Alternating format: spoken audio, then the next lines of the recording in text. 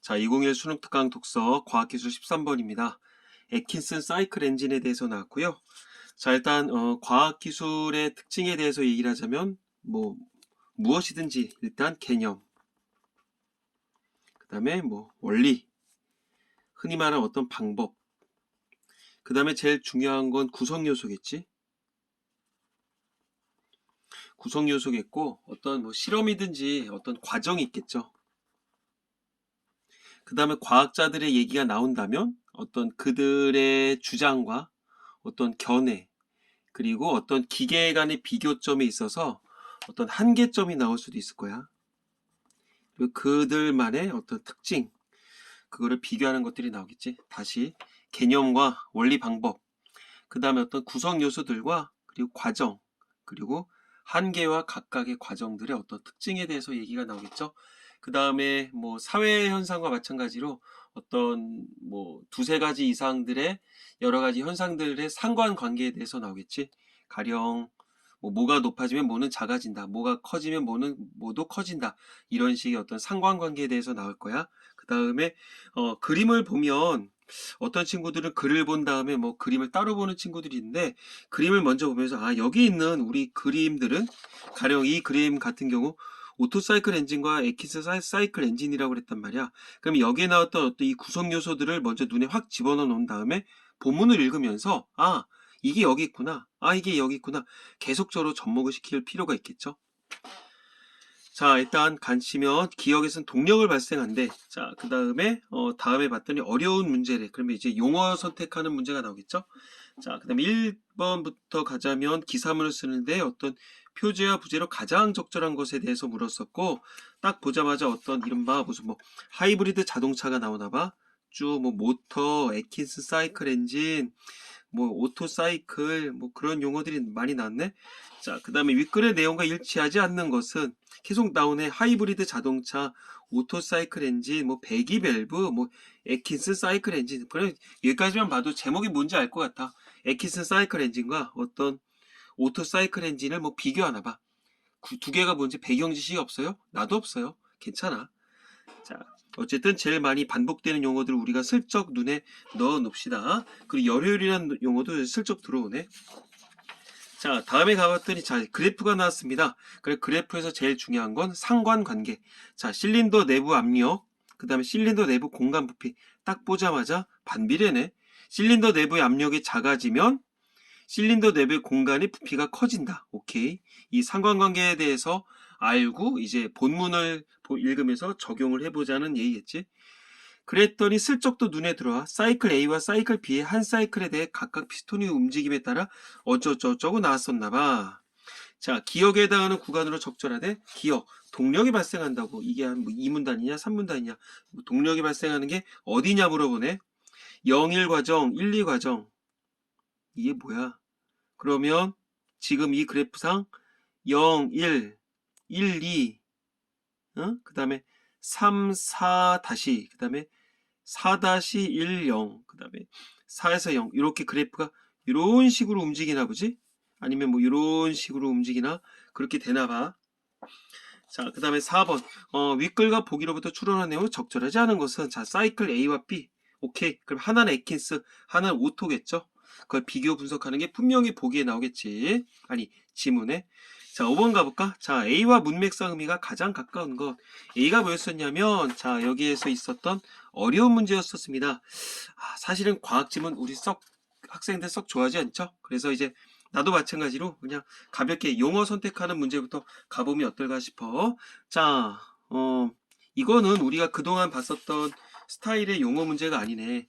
어려운 문제였다. 자, 그리고 어떤 똑같은 단어를 선택하는 게 아니라 문맥 내에서 어떤 어렵다라고 하는 이 형용사의 그 사용 여부, 사용 방법에 대해서 물어보는 문제 같죠? 자, 이런 때는 이제 먼저 그냥 단순하게 이 용어의 뜻을 물어본다면 그냥 바꿔치기를 해보면 될 텐데, 이거는 그게 아니야. 그냥 문맥상에서 해결을 해야 되거든. 그럴 때는 다른 거를 보는 거지. 가령 이른바 문장 성분이랄까? 그러면 이제 우리 그런 거 들어봤잖아요. 주성분에 뭐뭐뭐가 있다. 주성분엔 주, 목, 서가 있겠고, 그 다음에 부속 성분에는 뭐가 있어요? 관형어가 있고, 부사어가 있겠지. 그 다음에 독립 성분에 뭐다? 어떤 독립 성분이 있다. 그래서, 독립어가 있다. 그래서 어떤 필수 성분, 주목부서, 그 다음에 부속 성분, 관부, 그 다음에 독립 성분, 독립어. 이제, 이런 식으로 해서 이 문장 성분 제일 중요한, 이 이른바 여기서 어려운 문제다 이랬을 경우 이 어렵다라고 하는 형용사, 즉 용언이 되겠지. 용언의 주어를 먼저 선택을 하면 될 것 같아요. 앞에부터 가볼까? 어쩌고저쩌고해서 그런데 고정된 압축비에서 폭발 시 행정거리를 늘린다는 것은 어려운 문제다. 거꾸로 얘기하면 문제가 어렵다는 거잖아. 문제가 어렵다. 형용사야. 그걸로 바꿔치기 해볼까? 그녀는 어려운 분한테도 항상 할 말을 했다. 어려운 게 뭐야? 분이죠. 분이 어렵다. 문제가 어렵다. 어울리지가 않지. 그 다음에 10분도 안 돼. 협상은 어렵지 않게 타결됐다. 어려운 주어가 뭐야? 협상이 어렵다는 거죠. 협상이 어렵다. 문제가 어렵다. 연결고리가 있네. 자, 친구는 어려운 살림이다. 언제나 웃는 얼굴이었다. 어려운 게 뭐야? 친구가 어려운 거야? 살림이 어려운 거야? 살림이 어렵다. 문제가 어렵다. 뭔가 연결고리가 없는 거 같죠? 그 다음에 이렇게 어려운 때일수록 어려운 건 뭐야? 때가 어렵다. 문제가 어렵다. 연결고리가 없지? 그 사람은 성미가 어렵다. 뭐야? 문제가 어렵다? 관련성이 없지. 그래서 2번이야. 이렇게 보면 됩니다. 자, 그래서 어떤 서술의 자릿수를 살펴도 되겠고, 이제 이럴 경우, 이제 맨 처음에 보는 건 주어야. 그 다음에, 만약에 목적어가 없느냐, 목적어가 있느냐, 그 여부로 따질 수도 있겠고, 그 다음에 필수적 부사어라고 들어봤었을 거야. 가령, 잠깐 얘기를 하자면 이제 서술어의 자릿수를 얘기할 때 한 자리가 있겠고, 두 자리가 있겠고, 세 자리 서술어가 있겠죠. 가령 한 자리 서술어라 하면 가령 내가 달리다 이런 것처럼 달리다라고 하는 서술어는 내가라고 하는 주어 하나만 필요하겠지. 그게 한 자리 서술어야. 말 그대로 꼭 필요한 문장 성분이 서술어를 제외하고 한 개만 필요하다. 그 다음에 두 자리 서술어란 얘기는 내가 무엇을 먹다, 내가 무엇을 마시다 그런 것처럼 어떤 주어와 목적어가 필요한 것들이겠지. 그러니까 두 개가 필요해서 두 자리 서술어야.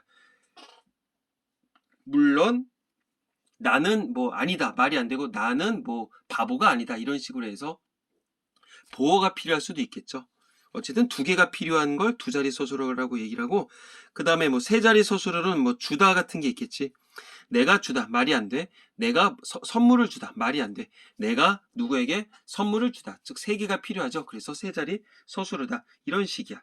그래서 가령 이런 식으로 어떤 문맥상에서 용어의 사용 여부에 대해서 물어볼 땐 맨 처음에 주어, 목적어, 보어를 살펴라. 그 다음에 부사어를 살펴라. 근데 이도저도 안 된다. 그럴 경우에 지금처럼 이 어려운 문제라고 했었을 때 이 서술어의 주어를 살펴라. 그러면 맞아떨어지는 그때 어떤 맥락상 유사한 것들을 찾을 수가 있을 거야. 그렇게 보면 5번 문제 해결할 수가 있겠고요. 자, 이제 본문으로 넘어가서 이제 하나하나 살펴보도록 할게요. 이제 단락을 나눠보면 1단락, 2단락, 3단락, 4단락, 5단락 총 5단계 있고, 자, 이제 천천히 가볼까? 최근에 하이브리드 자동차는 기존의 가솔린 자동차의 내연기관인 오토사이클 엔진을 대체하여 애킨스 사이클 엔진을 사용하고 있다. 자, 하이브리드 자동차는 애킨스 사이클 엔진을 사용하고 있대. 기존의 가솔린 자동차는 뭘 썼다? 오토사이클 엔진을 사용했대. 오케이. 자, 엔진의 연료를 연소시킴으로써 폭발력에 의해 기계를 돌리는 것이라면 연료를 연소시켜서 폭발력에 의해 엔진을 돌린다. 폭발이 필요하구나. 모터는 전기 힘에 의해 기계를 돌리는 것이라고 할 수 있다. 이거는 가솔린 자동차 얘기나 보다. 그 다음에 모터는 전기 힘에 의해 기계를 돌린다. 오케이. 하이브리드 자동차는 엔진과 모터를 함께 사용한다. 오케이. 가솔린은 이것만 썼는데 하이브리드 자동차는 엔진도 쓰고 그 다음에 모터도 쓰나 봐. 오케이. 하이브리드 자동차의 어떤 특징에 대해서 얘기를 했죠. 그래서 하이브리드 자동차 가는 거 보면 버튼 하나 누르면 갑자기 이제 가솔린에서 이 모터를 돌릴 수가 있죠. 그러면 부릉부릉 이런 소리 솔직히 안 들리잖아. 매력 있지 않냐? 자, 모터가 엔진의 일을 분담해서 연비를 높일 수 있다. 오케이. 하이브리드 자동차의 가장 큰 장점이겠지. 그다음 오토사이클 엔진 대신 오토사이클은 가솔린에 썼었잖아. 애킨스 사이클 엔진을 사용함으로써 연비 개선에 큰 도움을 줄 수 있다. 아하. 에킨스 사이클 엔진을 이해하기 위해 기존의 오토 사이클 엔진의 작동 원리를 살펴볼 필요가 있다. 자, 그럼 이제부터는 기존의, 즉 가솔린 자동차에 썼었던 오토 사이클 엔진에 대해서 먼저 얘기를 한다는 얘기겠지. 자, 1문단에서 뭐 특별할 거 없어요. 1문단에서 뭐 얘기했어? 뭐 두 어떤 엔진, 아니 사이클 엔진에 비교했었었고, 그 다음에 뭐 하이브리드 자동차에서는 뭐 엔진과 모터를 같이 사용한다. 그래서 연비가 높아진다. 연비 개선에 큰 도움을 주는 게 결국 뭐다? 즉 에킨스 사이클 엔진이더라. 이렇게 봤어. 자, 그래서는 좀 약간 뭐 마음의 여유가 있다거나 아니면 좀 눈에 확 이렇게 좀 빨리빨리 익숙한 친구들은 어떤 2번 문제에서 몇 가지를 좀 고를 수가 있을 텐데 일단은 그냥 가볼게요. 2문단. 자, 내연기관에서 실린더 내부의 피스톤이 한 번 올라가거나 내려가는 것을 하나 행정이라고 한다. 자, 개념어니까 박스를 쳐놓게. 자, 오토사이클 엔진의 경우 흡입, 압축, 폭발, 배기 4행정을 순차적으로 거친다. 아, 요거 하나하나를 행정이라고 얘기를 하나 보지? 그럼 뭐야? 한 번 올라가는 거를 하나 행정이라 그래서 그러면 이거 뭐 흡입이 올라가는 거야 내려가는 거야 그것까지는 모르겠지만 쿵짝쿵짝 요 네 개가 하나 행정 아니 네 개 행정이 되는 거네. 자, 그래서 이 네 행정을 통해 한 사이클이 이루어진다. 흡, 압, 폭, 배. 요게 하나의 사이클이구나. 오케이. 자, 그럼 이제부터 천천히 나오겠죠. 흡입 행정에서는 피스톤이 최고로 올라왔을 때 위치인 상사점에서 최저로 내려갔을 때 위치인 하사점으로 하강하는데 이게 무슨 말이야? 아, 여기 친절하게 나왔구나. 이게 오토사이클 엔진 좌측이고, 자, 오토사이클 엔진은 예전 거였었지. 난 이렇게 해야지. 그 다음에 오른쪽 게 하이브리드 자동차라고. 오케이, 에킨슨 엔진이니까 이런 거. 근데 우리는 기존 먼저 오토사이클 엔진의 원리에 대해서 얘기를 해준 데 썼으니까 이 그림만 보면 되겠네. 자, 흡입 행정에서는 자, 네 가지 행정이 있다고 그랬어. 아까 여기서는 흡입, 압축, 폭발, 배기인데 천천히 이제 흡입부터 가는 거겠지. 흡입에선 최고로 올라왔을 때의 상사점. 자, 피스톤 어디 있다? 요게 여기 있네. 상사점으로 올라가서 최저로 내려갔을 때의 하강점이다. 근데 지금 하강점이 있네. 그래, 이때 배기 밸브는 닫혀 있다. 배기 밸브? 여기 있네. 닫혀 있고 흡기 밸브가 호흡이라고 그러잖아. 배기는 뿜어내는 거고 흡기는 받아들이는 거겠지. 자, 흡기 밸브가 열려 있어서 실린더의 내부 압력이 낮아져서 공기가 유입된다. 흡기가 열렸어. 빨아들이는 게. 그러면 내부 압력이 작아진대. 작아지니까 밖에 압력이 크다는 얘기겠지. 그럼 여기로 쏙 들어오겠지. 그러니까 공기가 유입 들어오겠지. 유입된 공기에 의해 연료를 분사해서 혼합 기체를 만든다. 오케이. 자, 압축 행정. 자, 압축으로 넘어가기 앞서서 지금 봤어. 그럼 흡입 행정에 대해서 다시 얘기를 해주면 상사점에서 피스톤이 상사점에서 하사점으로 내려왔네. 그럼 요 내부의 부피가 커졌네. 그리고 압력이 낮아진 다음에 다시 내려갔을 때 위치 하강점으로 하강한데 이때 배기 밸브는 닫혀 있고 나가는 게 닫혀 있고 흡기 밸브가 열려 있으니까 내부 압력이 낮아졌어.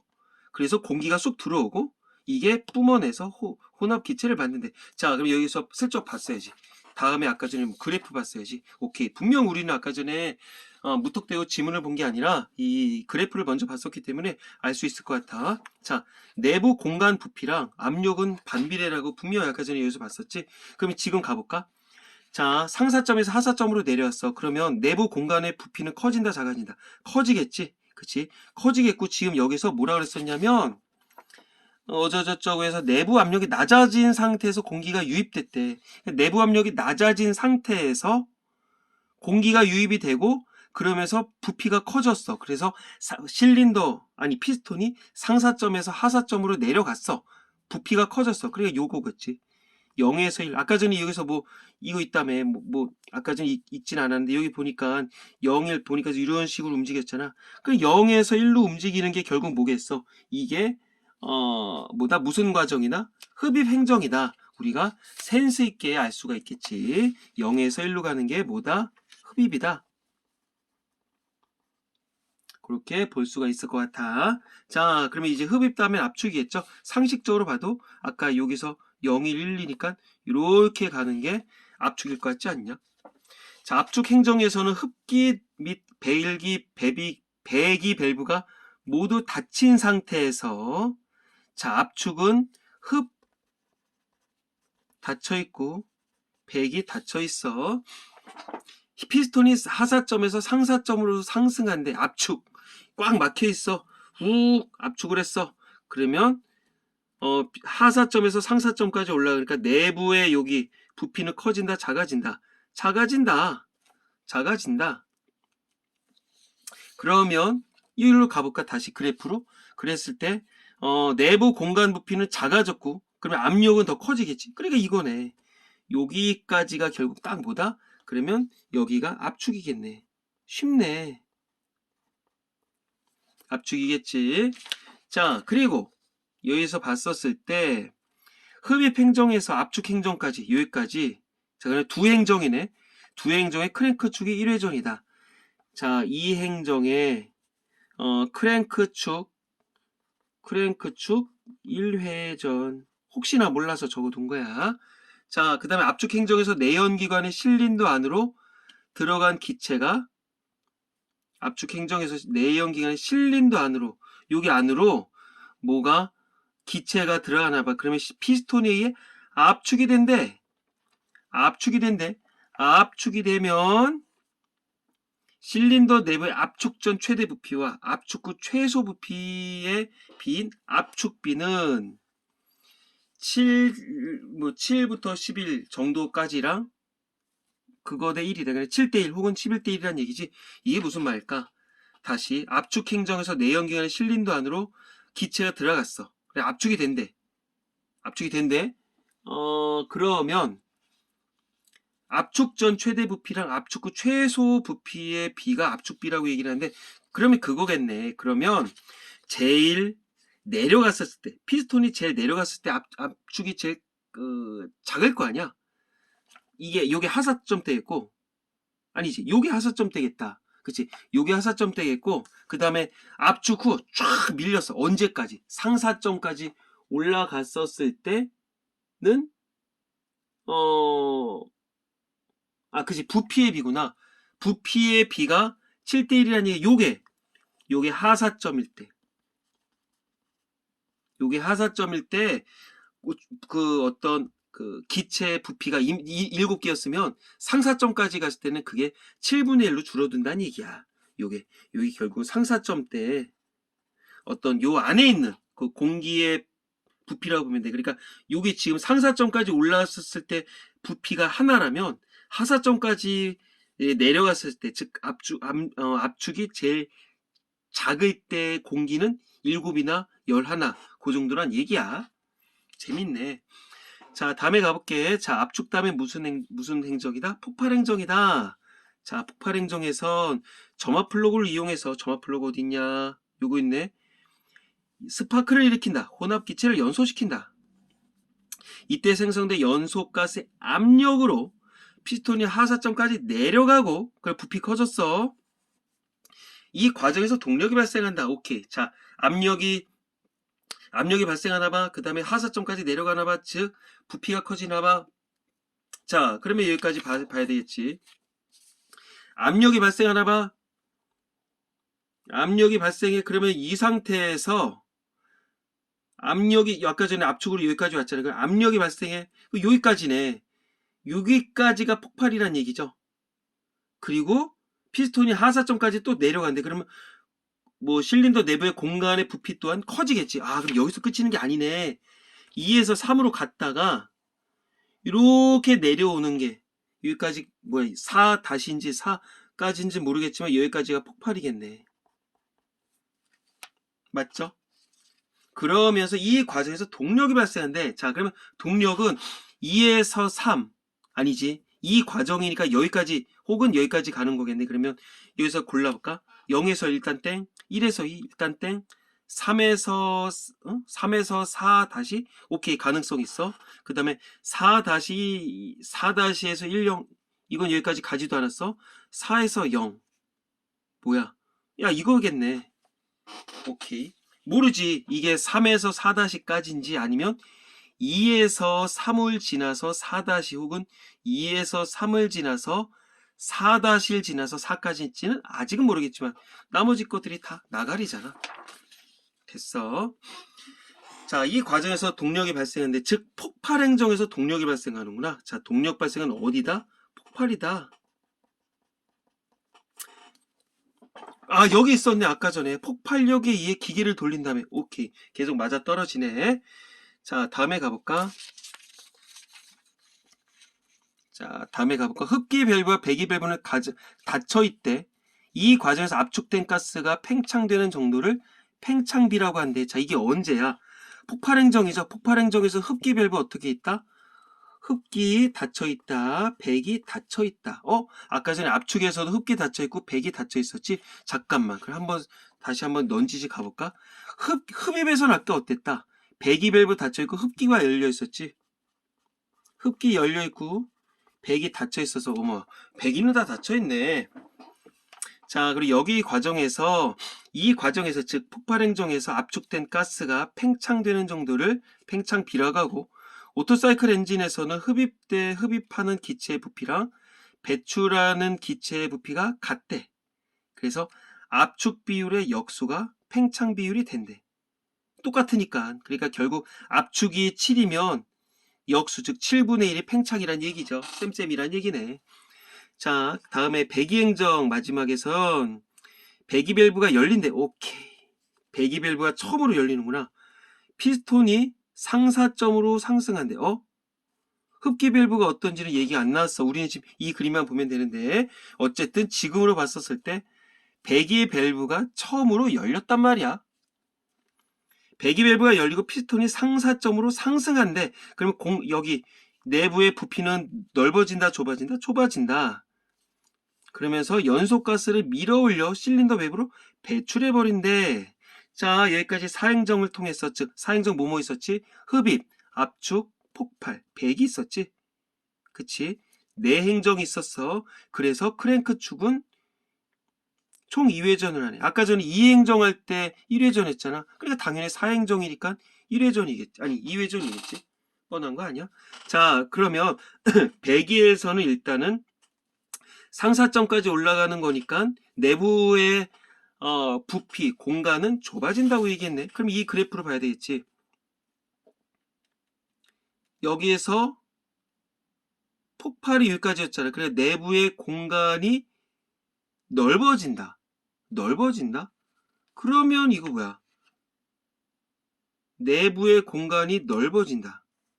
그러면 지금 흡입, 압축, 폭발. 그러면 배기가 어땠었다? 좁아지는 거겠지. 좁아지는 거니까 결국은 여기로 가는 거. 야, 여기서 여기냐, 여기서 여기냐 모르겠다. 일단 상황상 여기까지 보면 이렇게 흡입으로 돼서 압축, 폭발, 다음에 여기가 배기인 것 같아. 배기. 일단 적어놨어. 왜? 내부 공간이 줄어든다 그랬으니까. 뒤에를 한번 보자고. 자, 엔진의 열효율은 연소에서 발생한 열이 바퀴를 돌리는 기계적 일로 얼마나, 열효율은 열이 기계적 일로 얼마나 전환이 되느냐. 압축비가 클수록 열효율은 증가한다. 오케이. 압축비 아까 어디 있었다? 이거 있었잖아. 그러니까 이게 결국 하사점과 상사점이 이게 클수록 열효율이 증가한다는 얘기네. 그러니까 상사점, 하사점 요게 요러면 열효율이 없어. 이만큼 이러면 열효율이 큰 거야. 하지만 압축비를 너무 크게 하면, 즉 상사점과 하사점의 길이라고 그러니까 이게 너무 크면 압축의 지나친 온도 상승으로 점화 플러그가 작동하기도 전에 자연 발화가 된다. 그러니까 자연 발화가 좋은 건 아니네. 따라서 압축비를 올리는데 한계가 있다. 오케이. 오토사이클 엔진의 경우 동력을 발생시키는 폭발 행정을 제외하면, 동력 발생 아까 전에 여기 있었잖아. 동력 발생 아까 어디 있다? 폭발 행정이 있었잖아. 이걸 제외하면 모두 에너지를 소모하는 손실이 발생한다. 특히 흡입 행정에 사용되는 동력 손실을 일컬어 펌핑 손실이라 한다. 흡입이 뭐 있길래 이렇게 에너지를 많이 써? 흡입은 상사점에서 하사점까지 내려가고 벨기 밸브 닫혀 있고 흡기가 열려 있어서 후 내려가는 거였었잖아. 오케이, 여기서 펌핑 손실이 있다고? 그렇대. 자, 애킨슨 사이클 엔진은 오토 사이클 엔진의 가장 큰 한계인 펌핑 손실을 획기적으로 줄일 수 있다. 즉 어떤 오토 사이클 행정의 여기 뭐야? 흡입 행정에서의 요 문제점. 어떤 문제점? 펌핑 손실. 어떤 손실? 동력 손실. 이거를 사이클 엔진에서는 어떤 극복을 할 수가 있다는 얘기인가 봐. 자, 애킨스 사이클 엔진의 경우 흡입 압축 폭발 배기 사행정을 거치는 동 이거 맞아? 흡입 압축 팽창 폭발 배기. 순서는 똑같네. 피스톤은 실린더 내를 2회 왕복 운동한다. 쿵짝쿵짝. 맞잖아. 이거 똑같네. 이건 공통점이네. 뭐랑 오토 사이클 엔진의 공통점이네. 하지만 압축비와 팽창비는 서로 다르다. 뭐랑 오토 사이클 엔진이랑. 사행정을 거치는 동안 크랭크 축은 단 1회만 회전한다. 아까 전에 여기서 어땠어? 이거 오토 사이클 엔진에선 사행정하는 동안 흡입, 압축, 폭발, 배기 4번 쿵짝쿵짝 하는 동안 이 크랭크 축이 2회전 했었는데 여기는 1회전만 하나 봐. 이건 차이점이네. 요 차이점으로 인해서 여기 어떤 그 에너지 소모하는 손실이 줄어드는, 즉 열 손실을 줄어드는 어떤 그 극복 방안이 나오지 않을까 싶어. 자, 다음에 가볼까? 마지막 오토사이클 엔진은 동력이 직접 생성되는 폭발 행정 때를 제외하면 여기서도 동력이 발생하나 봐. 언제? 폭발 행정에서. 아까 오토사이클 엔진에서도 이 동력이 발생했었던 게 폭발 행정이었잖아. 흡입과 압축 행정을 위해 끊임없이 에너지를 소비할 수밖에 없다. 오케이. 뭐야, 지금 오토사이클 엔진이네. 먼저 거. 자, 흡입과 압축 행정을 위해 끊임없이 에너지를 소비할 수밖에 없다. 하지만 에키스 사이클 엔진은 오토 사이클 엔진과 달리 폭발 행정의 피스톤의 이동거리를 흡입 행정의 피스톤의 이동거리보다 길게 만들므로써 이 문제를 개선하고자 하다. 오케이. 자, 폭발에서 아까 전에 계속 뭔가 동력을 발생시킨다 그랬잖아. 그럼 폭발이 길어야 되겠지. 폭발 이래야 되죠. 폭발 이러면 안 되겠지. 그러니까 이 에킨스 사이클 엔진에서는 이 폭발 행정의 피스톤의 이동 거리를 늘리는 거야. 폭발 이렇게 하는 거야. 그런데 고정된 압축비에서 폭발 시 팽창 거리를 늘린다는 건 어려운 문제네. 뭔가 한계점이 있나 봐. 자, 용어 선택하는 거 아까 해결했고. 자, 팽창 거리는 압축되는 정도에 필요하기 때문이다. 자, 팽창 거리가 길어지면 압축이 많이 된다는 얘기네. 맞죠? 근데 이게 고정됐기 때문에 이게 실질적으로 어렵다는 얘기지. 이 문제를 에키슨 사이클 엔진에선 크랭크 축과 피스톤을 복잡하게 연결하는 다른 길이의 연결봉들이 만들어내는 복잡한 운동을 통해 해결했다. 무슨 다른 봉들이 있어? 여기 있네. 맞네. 에킨스 사이클 엔진에선 오토 사이클 엔진에서 보이는 뭐야? 연결봉 있는데? 근데 여기에는 보니까 막 이상한 것들이 보이기는 해. 이걸 갖다 지금 설명은 안 했는데 그런 건가 봐. 이러한 복잡한 운동에 의해 혼합기체의 폭발 이후 피스톤에 연결된 연결봉이 움직이는 거리가 피스톤에 의해 연결되는 연결봉이 움직이는 거리가 폭발 기체를 압축할 때 움직이는 거리보다 길어지도록 설계됐기 때문에 혼합 기체가 폭발했을 때의 압력으로 피스톤을 충분히 밀어줄 수 있게 됐고, 뭔 소리야? 어쨌든 중요한 건 폭발이 있어야 되나 봐. 왜? 폭발에서 뭐가 일어났으니까. 폭발에서 동력이 발생했었으니까. 그래서 폭발 이게 아니라 폭발 이랬었지. 이로 인해 구동축에 전달되는 힘도 커졌다. 뭐가? 애킨슨 사이클 엔진이. 뭐보다? 오토 사이클 엔진보다. 이런 이유로 애킨슨 사이클 엔진은 오토 사이클 엔진보다 열효율이 높다. 애킨슨 사이클 엔진은 열효율이 높다. 자, 이럼 열효율이 높은 건 아까 1문단에 뭐랑 연관지을 수 있을 것 같은데, 애킨슨 사이클 엔진은 연비 개선에 큰 도움을 줄 수 있었지. 이게 이렇게 연결된다고 보면 되겠네. 이렇게 연결된다고 보면 되겠네. 열효율이 높아진다. 자, 그러면 뭐 지문 일단 받고, 사실은 지금 문제를 풀면서 이제 혼자 풀 땐 지금 실시간으로 왔다 갔다 했었을 거야. 근데 지금 막 종이 넘기면 또 혼선을 빚는 친구들이 있어서 일단은 지문을 먼저 간단하게 봤어요. 자, 1번 문제 가볼까? 표제와 부제래. 하이브리드 자동차의 엔진 비교. 엔진 비교였어? 모터사이클 엔진. 모터사이클 엔진. 그 다음에 에키스 사이클 엔진. 아니지. 하이브리드 자동차 내에서 엔진 비교한 게 아니죠. 가솔린 자동차와 하이브리드 자동차의 엔진을 비교한 거니까 이것도 틀렸네. 애시당초. 그 다음에 문제점 해결 방안. 아니죠. 애킨스 사이클 엔진의 문제점을 해결하는 게 아니라 오토사이클 엔진의 문제점을 해결하는 거지. 1번 틀렸고. 하이브리드 자동차 고연비인 이유. 그치, 이거는 나왔어. 뭐 아까 전에 폭발 아니었나? 어디에서 한계점을, 폭발 압축이었나?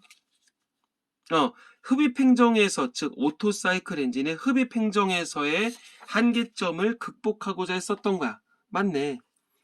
모터의 열효율 개선 원리? 열효율을 개선하는, 이런 건 안 나왔죠. 틀렸고. 3번 하이브리드 자동차 엔진. 무슨 엔진? 오토사이클 엔진? 아니죠. 애키스 사이클 엔진에 대해서 나왔고, 엔진의 오토사이클 엔진 한계 개선. 그치, 어디에서? 흡입 행정에서의 뭐 한계점을 극복하기 위해서 여기서 나오는 데는 무슨 뭐 이동거리보다 더 길게 만든다. 이 맞았네. 자, 4번 선택지. 가솔린 자동차의 내연기관의 원리. 내연기관. 뭐야, 이거잖아. 내연기관 이거 얘기하는 거 아니야? 그럼 이거 맞았네. 그리고 하이브리드 자동차에서 오토사이클 엔진의 역할. 뭔 소리야? 오토사이클 엔진은 가솔린 자동차. 이게 틀렸네. 자, 가솔린 자동차, 이 뭐야, 예시당 안 볼 필요도 없죠. 자, 이제 2번 문제 가볼까? 하이브리드 옳지 않은 거야. 하이브리드 자동차의 모터는 자동차 연비 향상에 기여한다. 뭐 처음부터 나왔었지. 1문단과 맨 마지막 문단에 나왔으니까 맞고요. 자, 오토사이클 엔진에서 배기 밸브는 폭발 행정이 진행되는 동안 열려 있다. 아니죠. 아까 전에 배기 밸브는 압축할 때 닫혀 있었어. 그 다음에 배기 밸브는 폭발 행정에서도 닫혀 있었고, 그 다음에 흡입 행정에서도 닫혀 있었어. 언제에서만 열려 있었다? 배기에서만 열려 있었다. 그러니까 틀렸네. 뭐야, 문제 쉽다, 야. 그 다음에 3번 애킨스 사이클 엔진의 피스톤이 4번 왕복하면 총 행정의 수는 8이다. 자, 행정이 뭐뭐였었어? 흡입, 압축, 폭발, 배기 요 하나하나를 행정이라 했었잖아. 자, 4행정하는 동안 몇 번 왕복했니? 2번 왕복한다고? 아까 여기 나왔잖아. 그러면 8행정하는 동안 당연히 4번 왕복하겠지. 맞는 얘기죠. 오토사이클 엔진에서 한 사이클이 이루어지면 흡기 밸브는 1회 열린다. 흡기 밸브가 한 번 열린다. 4행정. 그치? 아까 전에 언제 열렸냐? 언제 열렸었지? 이게 흡입 행정할 때만 열렸었어. 흡기 밸브. 이때 여기에서 열렸어. 흡입할 때, 그 다음에 압축일 때 닫혀 있었어. 그 다음에 폭발일 때 닫혀 있었어. 그 다음에 배기일 때, 흡기는 얘기가 안 나왔었지. 그러면 이게 닫혀 있는 건가 봐. 오케이. 그러니까 맞지요. 자, 그 다음에 5번. 폭발 행정을 제외한 다른 행정에서의 동력 손실이 클수록 열효율이 감소한다. 폭발 행정을 제외한 다른 행정의 동력 손실이 언제 컸니? 이게 그 흡입 행정에서 유난히 컸잖아. 무슨 엔진에서? 오토 사이클 엔진에서. 그걸 펌핑 손실이라고 했잖아. 그쵸? 그러면 동력 손실이 크니까 열효율은 감소했지. 열효율이 큰 게 어디였었으니까?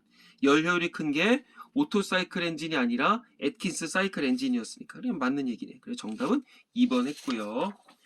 자, 다음에 3번 문제 가볼까? 자, 한번 밑에 이 그래프는 사이클 A와 사이클 B의 한 사이클에 대해 각각 피스톤의 움직임에 따라 실린더 내부의 공간 부피, 이거 상관관계였고, 우리가 지문을 보면서 얼추 맞아떨어지긴 하긴 했지만 확인 사살해야 되겠지. 사이클 A와 B 중 하나는 오토, 하나는 애킨스 사이클이다. 에헤. 이거 뭐 지금 두 개가 있나 봐. 근데 사이클 A는 한 사이클이 0, 1, 2, 3, 4, 0, 0, 1, 2, 3, 4, 3, 4, 0이고 그 다음에 사이클 B는 0, 1, 2, 3, 4 다시 1, 0. 아, A는 이렇게 갔다 오는 거고 B는 이렇게 가다가 오는 거야. 그럼 한 사이클로 이루어진 도형의 내부 면적, 이건가 보지? 이건가 보지? 한 사이클 동안 바퀴를 돌리는 데 사용된 기계적 일을 의미한다. 그럼 결국 뭐야?